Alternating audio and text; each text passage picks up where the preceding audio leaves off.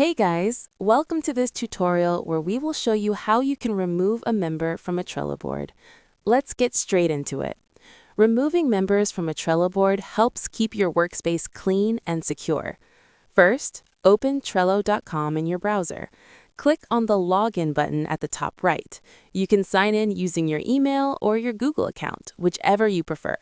Once you are logged in, go to your Boards section and choose the workspace that has the board you want to manage. Now, open the board from which you want to remove a member.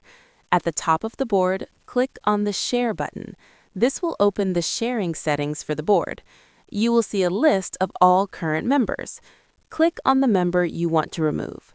A menu will open. From there, select Remove from Board. Trello will ask you to confirm the action.